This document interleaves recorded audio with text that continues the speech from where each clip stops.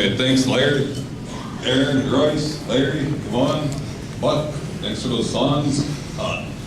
It's always cool when you can open a conference like that with songs that have been passed on for generations of people, of our people, that just sets the tone, you know, that sense of pride we all have in what we do here. And once again, I'd like to welcome you all to the 4th Annual Drug and Gang Summit here at Red Lake. This year we're dedicated to the memory of Bill Blake, who was an advocate of programs such as this. He reached out all over Indian country trying to help communities with gang and drug issues. So that's why we decided to dedicate this year's summit to Bill Blake. Some of the people that were instrumental in organizing this, Alice Benace from the Project Safe Neighborhood, Selena Broncho, Chemical Health, Marilyn Baum from the Chemical Health Program, Eric Baird, Chemical Health Program, Kelly Brunel from Department of Public Safety, and there was a lot of other people. I know I can't remember all of them, but we really appreciate the effort that you put in to help organize this. And the people who set this place up, man, this is beautiful. Big good. At this time, I'd like to introduce the chairman of the Red Lake Nation, Mr. Floyd Buck-Gardet, a good friend of mine. Give him a warm round of applause here. Our chairman of the Red Lake Nation, Floyd Gardet.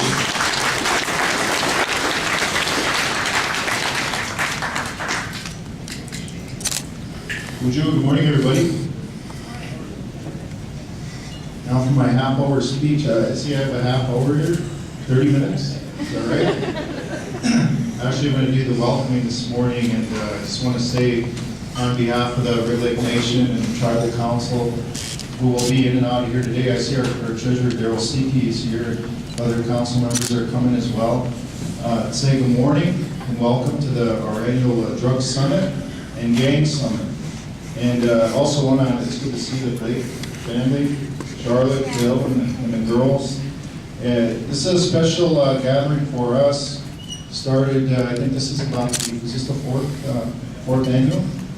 And it started a long time ago with a number of people in the community that were pretty frustrated with the situation here on the reservation, as with other areas in Indian country. And there was a sense of despair, a lack of hope, and what people perceived to be was that the addictions and the drugs and gangs and violence and those kind of things were starting to overtake our communities. And we went out in the community and spoke with elders and youth and a lot of people.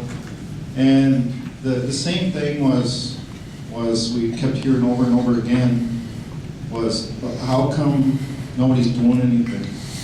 And one of the things I want to do this week is acknowledge some of the things that people do. A lot of times we forget about each and every one of you who commit your everyday schedules to this. And we'll have a State of the Band address later on this week on Friday. I'd like to highlight the programs and the people who do the work every day. I get to get up and do the fancy speeches and all that, but I'm not the person who does this work every day. I see people coming into my office. They're addicts. Some of them are young people. Some of them are old people. We're really having a hard time now with prescription medication is a big problem on our reservation and elsewhere in Indian country. But just the stories that we hear, dreams smashed, people's goals in life, they feel that they're not going to attain those because it's tough for them just to get it from one day to the next, especially those who are addicted. I've been in chemical dependency now for 25 years. Went through treatment at Wisconsin. Left this reservation when I was just a young man, 18. Graduated, grabbed my garbage bag full of clothes, and hitchhiked off the reservation, and I ended up at Wisconsin.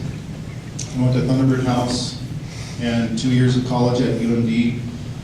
Back then I realized that I couldn't come back to the res for a while anyway, because I was an alcoholic and addiction was something that really grasped my life. But being able to put some sobriety behind me, a little bit of education, and and some mentoring by older folks, I was able to finally become strong enough where I could come back to the reservation and live and work and exist and do all those kind of things. So it's been 25 years, a long journey.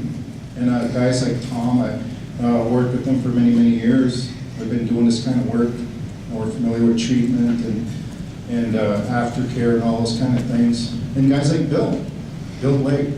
Many years ago I talked to Bill, and he said, well, you know, we don't talk anymore. Tribes don't communicate. We don't know what's going on in White Earth, what's going on in Red Lake, Red Cliff. You know, all of our band members, they go back and forth, Minneapolis, Duluth,